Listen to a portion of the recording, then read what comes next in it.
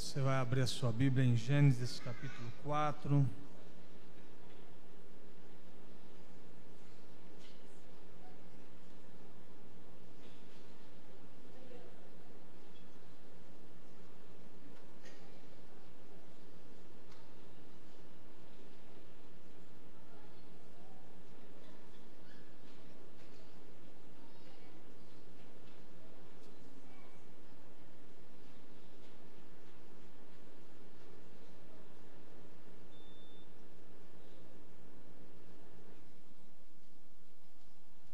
Gênesis 4.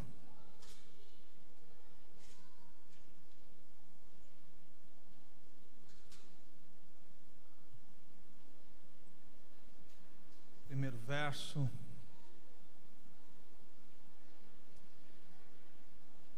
Coabitou o homem com Eva, sua mulher. Esta concebeu e deu à luz a Caim. Então disse: adquiri um varão com o auxílio do Senhor. Depois deu à luz a Abel, seu irmão. Abel foi pastor de ovelhas e Caim lavrador. Aconteceu que no fim de uns tempos trouxe Caim do fruto da terra uma oferta ao Senhor. Abel, por sua vez, trouxe das primícias do seu rebanho e da gordura deste. Agradou-se o Senhor de Abel e de sua oferta, ao passo que de Caim e de sua oferta não se agradou. Irou-se, pois sobremaneira Caim, e descaiu-lhe o semblante. Então lhe disse o Senhor: por que andas irado, e por que descaiu o teu semblante? Se procederes bem, não é certo que serás aceito? Se todavia procederes mal, eis que o pecado jaz à porta, e o seu desejo será contra ti, mas a ti cumpre dominá-lo. Vamos para a carta aos Hebreus, capítulo 11, o verso 4.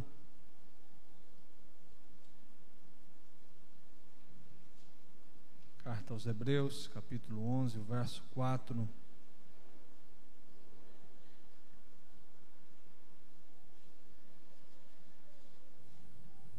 Pela fé, Abel ofereceu a Deus mais excelente sacrifício do que Caim, pelo qual obteve testemunho de ser justo, tendo a aprovação de Deus quanto às suas ofertas.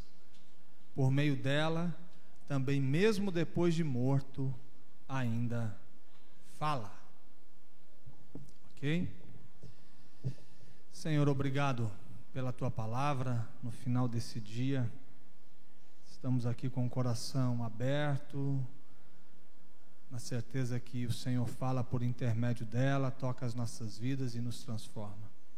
Senhor, ajude-nos na compreensão, na atenção e também na aplicação disso para as nossas vidas. Como o Senhor quer falar conosco através dela, o que tem que ser mudado, que o Teu Espírito, ao mesmo tempo que a gente vai falando, Ele vai se movendo em nosso meio, trabalhando em nossos corações, de tal forma que ao sairmos daqui, saiamos mudados pelo poder da Tua palavra. É nossa oração em nome de Jesus. Amém e amém. Você percebe que a relação com Deus mudou a partir de Gênesis 3. Havia uma relação plena e profunda de comunhão. Havia uma agenda diária de encontro. Até Gênesis 3 você vai ver o Deus na viração do dia se aproximando de Adão e Eva e se encontrando com eles, uma espécie de uma relação íntima de conversa, até chegar o dia onde Deus grita pelo jardim e não há nenhum tipo de resposta do ser criado. Ele está escondido e ele continua procurando por Adão, e Adão não se mostra, não se revela. E quando ele se revela de um jeito diferente do que tinha acontecido até aquele momento.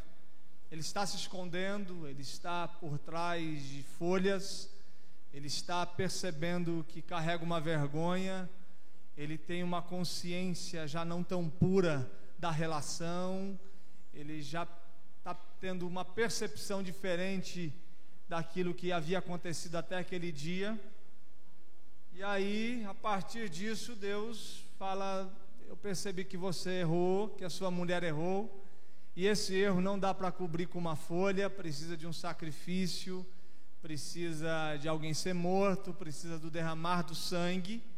E aí mata um animal, já tipificando aquilo que deveria acontecer, como o nosso pecado seria coberto, como a gente poderia se apresentar diante de Deus mesmo como um ser pecador a partir de um sacrifício.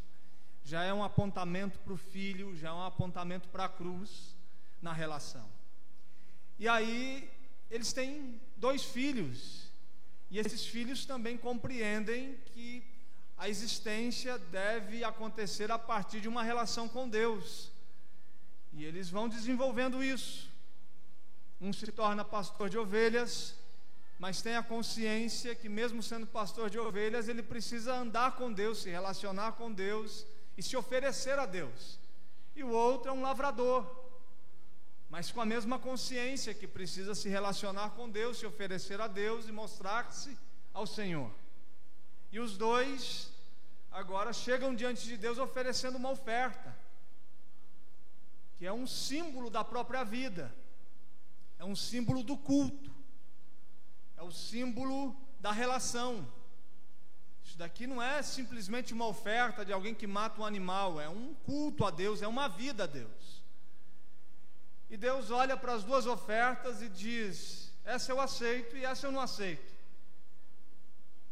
E a gente não vê a Bíblia nos dizendo o porquê disso. A gente acaba o texto e a gente fica: mas por que Deus fez isso? Ou você não acaba esse texto perguntando isso?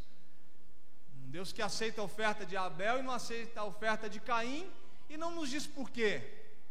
E a partir disso há um distanciamento, um conflito entre os irmãos que leva à primeira morte. Eles estão agora separados, mostrando que o pecado afetou nossa relação com Deus, uma relação com a gente mesmo e uma relação com o próximo, que a cruz de Cristo é a reconciliação da relação do homem com Deus, consigo mesmo e com o seu semelhante. Mas ele não nos diz o porquê. E aí a gente fica olhando para o texto e tentando entender o porquê Deus está recebendo alguma coisa de alguém, está respirando isso e dizendo: isso é agradável, ao mesmo tempo que recebe a oferta do seu irmão e está dizendo: isso não é agradável, isso não é desejado, era melhor que não me trouxesse, eu estou negando o que você está querendo me entregar. A gente não consegue entender porque basicamente as coisas estão ligadas com a disposição do coração. É o jeito que o coração chega, não o jeito que a oferta chega. Não é simplesmente chegar diante de Deus, é estar diante de Deus. Tem a ver como a gente chega, quais são as motivações, o que cerca essa relação, o que está por trás desse desejo de se aproximar. Não é simplesmente vir ao culto, é como a gente chega, o jeito que a gente entra, como está o coração. Não é simplesmente entregar uma oferta, entregar o seu dízimo, tem a ver com as motivações do coração. Não é simplesmente apresentar a Deus um culto, cantar uma canção, pregar uma mensagem, mas tem a ver com as motivações profundas, íntimas e secretas do coração, o que está por trás disso. Porque pode ter aparência de uma coisa boa, bonita, esteticamente agradável, mas pode ser extremamente nociva, ou no sentido de afastamento de Deus. Uma bela oferta financeira pode ser agradável aos olhos humanos, mas pode ser indesejável aos olhos de Deus, porque pode ter disposição no coração que não tem nada a ver com a verdade do Senhor. Então a gente não consegue compreender, ao mesmo tempo a gente percebe um Deus avaliando e negando, porque tudo aquilo que se faz para Deus, primeiro tem que ter uma relação profunda com o coração, como a gente chega. A gente pode entrar e sair de uma reunião como essa e jogar muita coisa para Deus, que Deus vai dizer para a gente: não serve, não dá, não é assim. E humanamente falando, parece que os dois estão fazendo a mesma coisa, as pessoas estão tendo o mesmo ato, mas por que Deus pode receber de alguém e não pode receber do outro? Simplesmente porque os corações dizem muito mais daquilo que está se fazendo para Deus do que o próprio ato.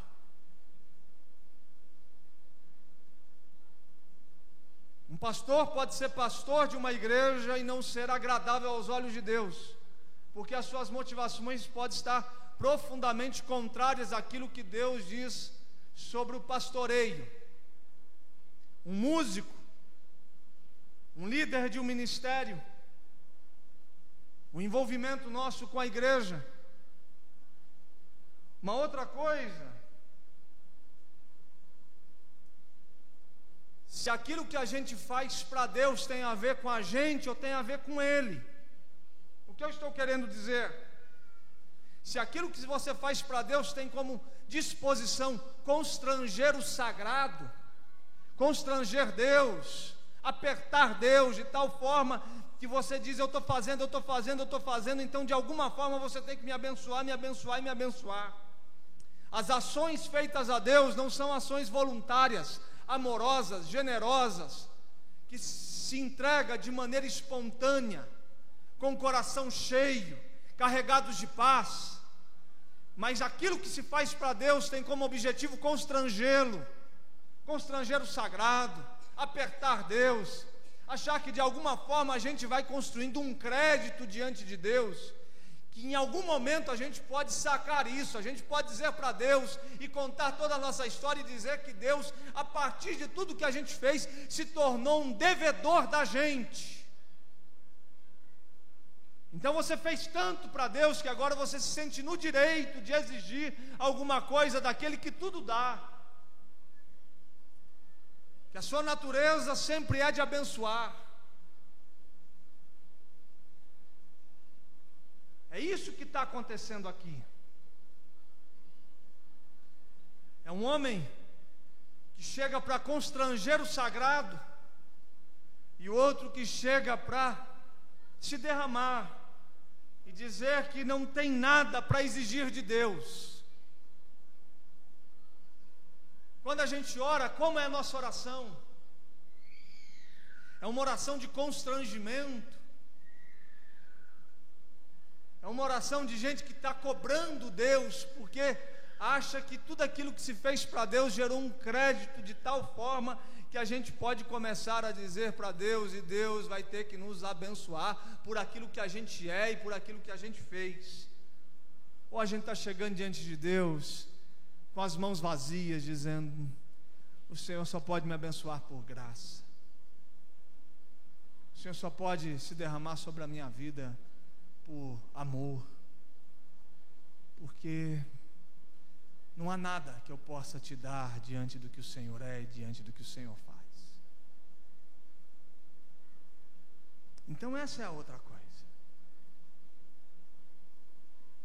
Se a nossa relação com Deus tem tido como base os nossos desejos ou a vontade de Deus, você ora para que Deus realize os seus desejos ou para que você compreenda a vontade dEle?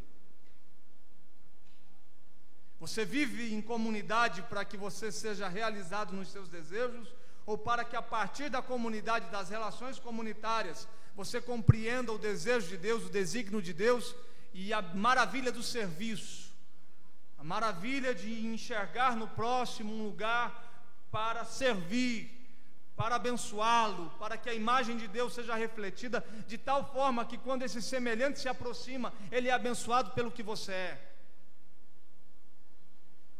A sua relação com Deus tem a ver com um Deus que vai satisfazer os seus desejos, ou um Deus que quer levar você à compreensão da vontade dEle, do querer dEle e do guiar dEle sobre a sua vida? Você quer um Deus que vai ordenar sobre a sua vida, ou um Deus que você vai poder dar ordem a Ele?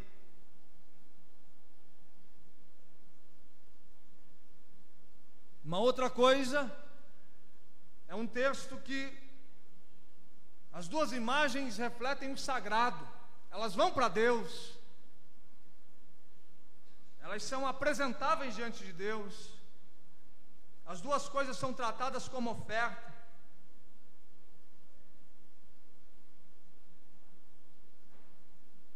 Só que um tem uma característica profunda de falsa espiritualidade, e o outro tem uma verdadeira espiritualidade.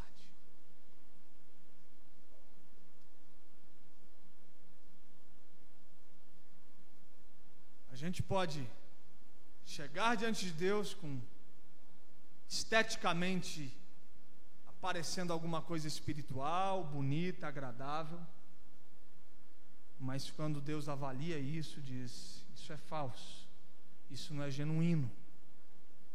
Foi o que o próprio Cristo afirmou sobre a igreja, que se dizia uma comunidade judaica, e aí vem Cristo e diz: vocês falam que são alguma coisa, mas vocês não passam de sinagogas de Satanás. O que importa não é o que vocês dizem sobre si, mas o que de fato vocês são. Ou seja, o que faz Deus nos aceitar como um culto, como uma oferta, não é aparência de espiritualidade, mas é verdade de espiritualidade. Não é aparentar ser alguma coisa, mas é ser de fato alguma coisa significativa aos olhos de Deus. O que faz um culto ser aceito a Deus não é a gente estar aqui no horário desejado, é quando a vida está cultuando, é quando o culto é uma apresentação agradável a Deus. E quando esse culto a Deus, ele não está restrito a esse encontro, ele é um Deus cultuado na vida. E enquanto a gente vai cultuando Deus semanalmente, diariamente, ele se expressa aqui. Mas o que acontece aqui é simplesmente a continuidade daquilo que já aconteceu durante a semana, e é o símbolo daquilo que continuará acontecendo daqui para frente. Eu não venho aqui entregar um culto a Deus, eu venho aqui expressar aquilo que é a minha vida, esse culto diário, que tem uma expressão comunitária no domingo. E isso é verdade do culto, isso é verdade de oferta, de vida, é muito mais profundo. Agora, qual é as diferenças básicas de um culto de Abel e um culto de Caim, de uma oferta de Abel e de uma oferta de Caim? De uma vida que Deus aceita e de uma vida que Deus diz não, de uma vida que é pacificada na relação com Deus e de uma vida que é atormentada nessa relação. Caim sai dali e ele fica inquieto, o seu semblante cai, a angústia toma conta do seu coração. Se apresentar diante de Deus se tornou algo perturbador para Caim, ao mesmo tempo que é pacificador para Abel. E por que essas duas coisas estão acontecendo? Que se torna um símbolo da gente, dessa maneira da gente se relacionar com Deus, que pode ter muito mais aspectos de Caim do que aspectos de Abel. A primeira coisa que você pode perceber é que em Abel está ligada a oferta da impotência, de alguém que chega diante de Deus falido no seu ser, na sua alma, na sua representação. Ele chega com a primícia de um animal, ou seja, o que eu te ofereço a Deus não é nada de mim mesmo, não é fruto do meu esforço, não é fruto do meu trabalho, não é fruto das minhas mãos, não é resultado do meu suor. Eu sou tão falido que eu chego diante de ti oferecendo alguma coisa que não me custou nada, que eu peguei, que foi alguém que pariu, que aconteceu, a vida surgiu, e eu te trago a vida, mas não a minha, porque a minha não dá para te entregar. Eu te entrego a vida de um animal, como um sacrifício, enquanto vem o outro e entrega uma oferta que tem a ver com a sua potência, é a oferta dos seus braços, do seu esforço, do seu suor, da sua penitência, do seu sacrifício.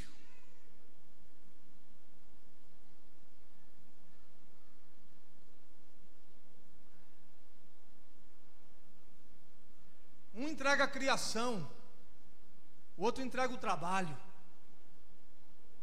Um entrega a relação, o outro entrega o serviço.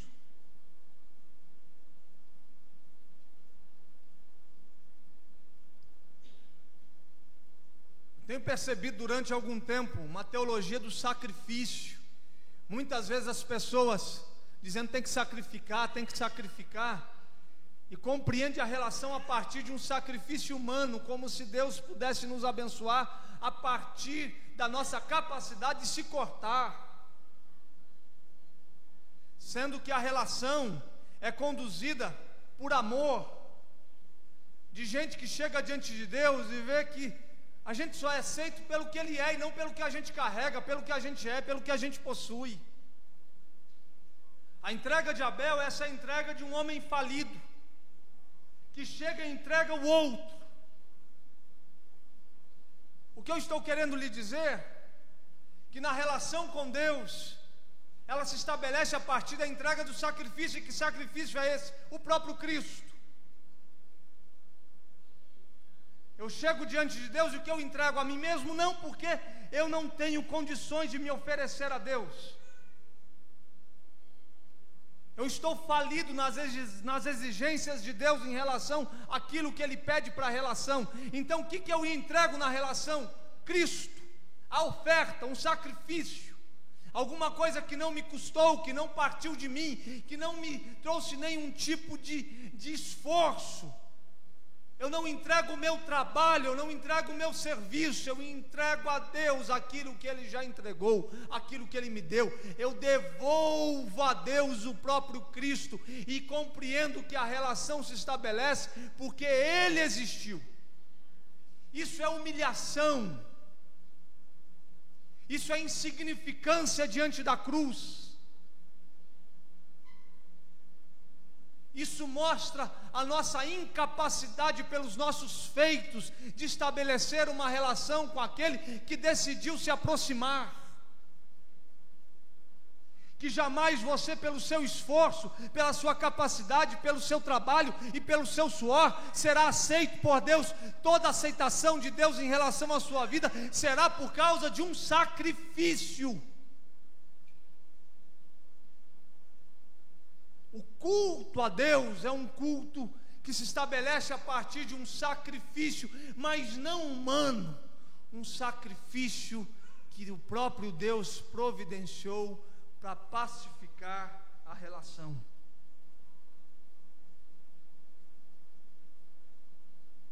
A oferta de Caim é a oferta da autoconfiança, de gente que chega dando carteirada para Deus, gente que chega dizendo, o Senhor tem que me abençoar. Enquanto a oferta de Abel é a oferta da substituição, é a oferta da fé, do descanso, de gente que chega, simplesmente repassa alguma coisa que não deu a ele o mínimo de trabalho. Você está compreendendo que deve ser o norte da sua relação com Deus? Você está compreendendo que é uma vida que todo dia chega diante de Deus e Deus respira e se torna agradável aquilo que Deus recebe a partir do que vê? Você está compreendendo que em Jesus nós estamos falidos para a relação? Que Ele carregou a nossa falência, estava sobre os seus ombros. E eu chego diante de Deus e digo, eu te ofereço o Filho. E por causa do Filho, a gente é aceito. Ninguém aqui chega por si só, pelos seus títulos, pelo seu trabalho, pelo seu esforço, pelo seu suor, pela sua história, pelos anos de dedicação. Quem chega, chega porque um sacrifício conduziu a gente a chegar. Porque um sacrifício nos permitiu nos aproximarmos. Porque um sacrifício produziu em nós o descanso necessário para a relação. Essas são as espiritualidades. Essa da terra, do suor, da produção, de gente que está o tempo todo sacrificando e exigindo e constrangendo Deus e dizendo que Deus tem que fazer, porque a gente faz, porque a gente faz, porque a gente fez isso, porque a gente fez aquilo, porque a gente está aqui produzindo. E aquele outro que chega, e essa espiritualidade que não é da terra, mas é a espiritualidade da vida, a espiritualidade do sacrifício, a espiritualidade da oferta que substitui, que chega diante de Deus e dizendo: o Senhor só vai me abençoar, não por aquilo que fiz, mas por aquilo que o Senhor mesmo produziu, a vida, a criação e o sacrifício. Como que você chega diante de Deus? Apresentando a si mesmo? Ou apresentando o próprio Cristo? A igreja precisa voltar a fazer isso. Em um tempo de exaltação dos egos, num tempo de promoção humana, onde parece que toda a nossa possibilidade de levar pessoas ao conhecimento do Evangelho está profundamente cercado a um ser humano, a alguém, a uma foto, a uma imagem. E Cristo vai sendo diminuído na sua igreja. Cristo vai sendo esquecido por causa das nossas brigas, dos nossos egos, da nossa vaidade, do nosso desejo de aparecer, da gente achar que os nossos talentos foi a gente mesmo que conseguiu tê-los a partir do que a gente é, e não compreendendo o talento a partir da graça, da bondade, de um derramar de Deus. A gente não passa a compreender o nosso serviço não como uma dádiva e um presente de Deus, mas como uma capacidade que a gente, na nossa insignificância, conseguiu produzir. A igreja precisa compreender que Deus se derrama sobre ela, aviva o seu povo, traz vida para a gente, nos abençoa. Não é pela nossa ginástica, o nosso suor derramado. Isso é simplesmente resultado e significado de gente que aprendeu a profundidade da relação do amor, do significado da cruz. E a gente começa a trabalhar agora, porque a gente compreendeu a dimensão do amor, a dimensão do perdão, a dimensão da graça abundante. Isso nos inquieta, isso nos incomoda, de tal forma que a gente vai trabalhar e no final do dia a gente não chega para Deus dizendo que agora Ele tem que nos abençoar porque a gente trabalhou. Não, a gente chega e entende que a gente só trabalhou porque teve um presente dele derramado sobre nós, e a gente vai continuar trabalhando porque o presente de Deus se estende a cada manhã, se renova a cada dia. Amém? A sua espiritualidade é essa da terra? É do lavrador? É do que está apresentando o seu suor? Ou é de alguém que está chegando diante de Deus humilhado, carregando a sua história, dizendo: é por graça, é por amor, é por misericórdia? Ou é essa alma que está exigindo de Deus? Quando você entrega o seu dízimo, a sua oferta, é um mecanismo de constranger Deus? Ou é uma entrega de amor, de gente que sabe que tudo vem dele, tudo é para ele, tudo retorna para ele? É uma entrega de gente satisfeita, crendo na suficiência de Jesus e na provisão dele, ou uma entrega que amanhã a gente está cobrando? O seu serviço na igreja, o seu serviço comunitário, a sua evangelização, a sua forma de viver igreja, o seu jeito de estar aqui, é um jeito que tudo isso você faz para poder chegar diante de Deus e constrangê-lo? Ou é simplesmente uma entrega de alguém que foi constrangido por Ele, que foi amado?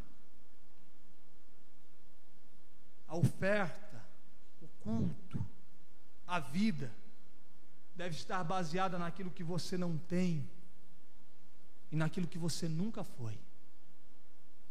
A oferta, o culto, a vida devem estar baseados naquilo que você não possui e naquilo que você nunca foi. A minha oferta, o que eu entrego a Deus, tem a ver com a cruz, tem a ver com o Filho, não é com o que eu carrego, não é com o que eu sou.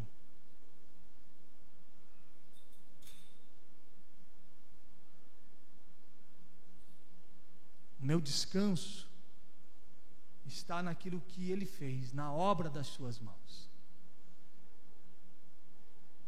Aquela velha e bela canção que diz que é dele, somente dele todo o trabalho, e o seu trabalho é descansar nele. Você por si só é incapaz de ser agradável a Deus. Por isso teve um substituto, teve alguém que entrou na história, que invadiu esse universo, pisou nesse chão, e nós o vimos como Filho de Deus, o unigênito do Pai, cheio de graça e verdade, e a glória de Deus estava sobre ele. E é por causa dele que as coisas acontecem. É por causa dele que a gente é curado. É por causa dele que a gente é salvo. É por causa dele que nós temos o nosso caminho abençoado. É por causa dele que somos avivados.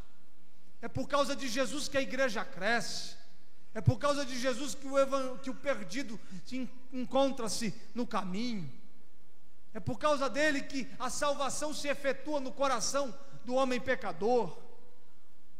Não é no que a gente é, não é no que a gente faz, não é no que a gente produz, mas tem tudo a ver com ele.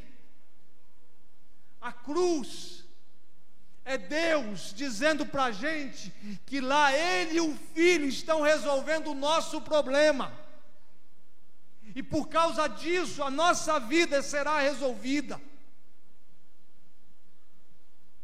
Você não conseguirá jamais oferecer uma oferta a partir de quem você é e do que você produz, que Deus aceitará como algo perfeito. A oferta que Deus aceita é a oferta que Ele deu.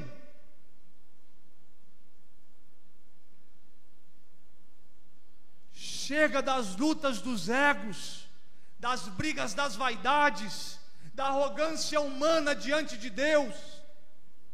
Chega de homens e mulheres olharem nos olhos de Deus achando que são merecedores de alguma coisa.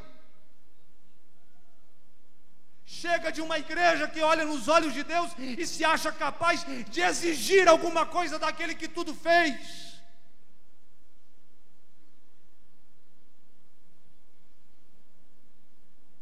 Não é a gente, não tem a ver com o nosso coração, não tem a ver com o nosso trabalho,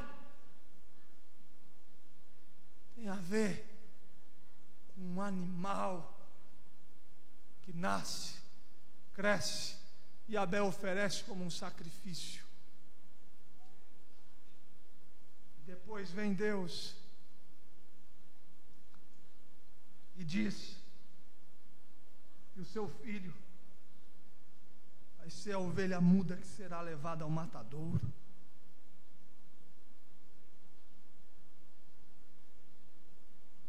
Não há nada que você possa fazer para se entender com Deus, a não ser algo que Ele mesmo faça por você. Essa é a outra coisa.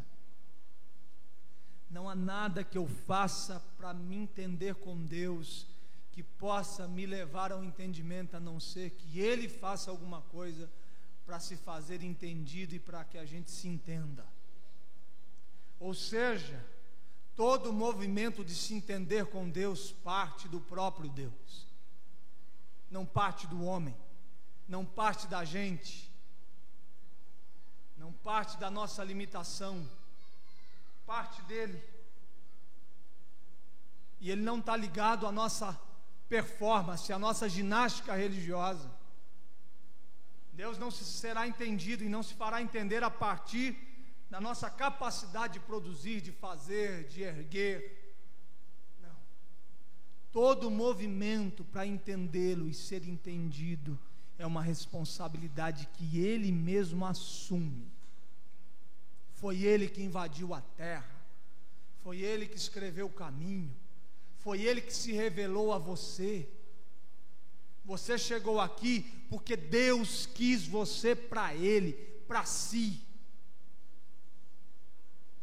E você só consegue compreender Deus porque Ele está querendo se fazer compreendido. Você só conhece o caminho de Deus porque Ele te aponta para onde você deve ir. Você só consegue viver a bênção de Deus porque Ele decide te abençoar. Não é você que produz as coisas de Deus na sua vida, é o próprio Deus, na sua infinita graça e misericórdia, que produz isso na sua alma e torna o seu caminho abençoado pelo que Ele é.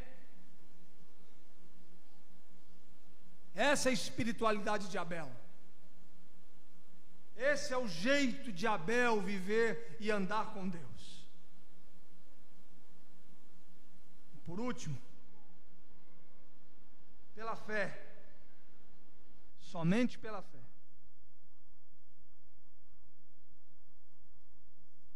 a gente encontra descanso.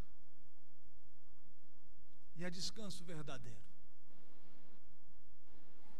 É descanso na alma. Esse descanso de saber da minha insignificância e de todo o significado de Jesus na minha vida.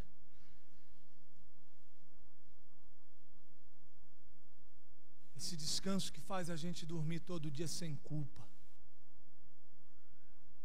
De saber que a gente viveu para Deus, para a glória de Deus, e a gente repousa nele, de saber que nele tudo foi cumprido. Esse descanso pela fé, que não é mais uma disposição de vida baseada no controle, não toque, não mexa, não faz, deixa de fazer, não rele, não. Esse descanso que faz pela fé a santificação ir acontecendo. É interessante, no Antigo Testamento, quando Deus vai conectando o dia de descanso como um dia para Ele, e a santificação da vida nesse dia de descanso, nos dando a compreensão que santificar a vida é um repouso permanente em Jesus. Eu descanso em Jesus. Eu deito a minha vida em Jesus, e esse descansar em Jesus santifica a minha história, santifica a consciência, santifica o futuro. Então a vida é santa. Que vida é santa? A vida que descansa na obra de Jesus, que nela se refugia, que nela crê, que nela espera, que tudo que envolve a sua vida está nessa disposição de deitar nele, e aí a gente descansa no que ele fez, e a gente repousa nele. Essa desistência do seu esforço, essa capacidade de crer, de confiar, de se entregar, essa capacidade de confiar no sentido de se derramar e dizer que está tudo resolvido. E eu confio nele. Confio que a minha vida está aceita porque teve um sacrifício. Quem poderia condenar você, absolveu. Quem poderia fazer o mal, tem toda a sua natureza carregada de bondade. Quem poderia cobrar você, decidiu te perdoar.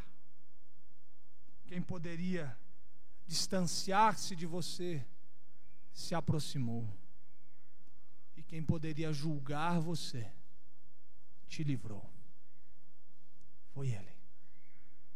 Tudo para Ele, por meio dEle, para a glória dEle. Tudo é para Ele. E o convite hoje é um descanso nele. Você vai chegar diante de Deus oferecendo a si mesmo, oferecendo um sacrifício. Você vai andar com Deus para que Deus realize as suas vontades humanas, os seus desejos, o seu querer, ou você vai andar com Deus para compreender a vontade dEle? Você vai andar com Deus apresentando o lavrar do seu trabalho, a produção do seu suor. Você vai chegar diante de Deus constrangendo Deus pelo que você faz ou deixa de fazer, ou você vai chegar a Deus dizendo que você entrega a Ele algo que não te custou nada, que foi Ele mesmo que produziu a criação, a vida, tudo que existe. Você vai chegar diante de Deus humilhado, prostrado de joelhos, ou você vai chegar com o peito estufado, cabeça erguida, carregando um orgulho religioso, uma história religiosa que te credencia a exigir de Deus comportamentos dele em relação à sua vida. Você vai chegar num culto como esse, dizendo que Ele tem que te abençoar porque foi um sacrifício estar aqui. Você deixou tanta coisa, você saiu correndo, foi um esforço enorme, foi uma ginástica para chegar aqui. Então, porque você está aqui, você agora chega diante de Deus e fala: porque eu fui lá, o Senhor tem que me abençoar. Ou você chega aqui compreendendo que na cruz de Cristo abençoado está, abençoado é, e é abençoado agora, desde agora e para sempre. A gente vai continuar chegando diante de Deus como igreja, apresentando o nosso trabalho, a nossa energia, ou vai ser uma igreja humilhada, reconhecendo que avivamento acontece por causa dEle, por meio dEle, que a bênção vem não porque a gente é bom, mas porque Deus quer nos abençoar. Essa igreja que vai chegar prostrada, humilhada, quebrantada, amando o próximo como a si mesmo e a Deus acima de todas as coisas. Essa é a diferença da oferta aceita e da oferta não aceita. Essa é a diferença de um culto agradável a Deus e de um culto não desejado aos olhos do Senhor. Essa é a diferença de uma vida que encontra graça aos olhos do Senhor e de uma vida que Deus esconde o rosto, porque ela está baseada em si mesma e não na bondade dEle e no amor dEle. Amém? Aplauda ao Senhor e coloque-se em pé.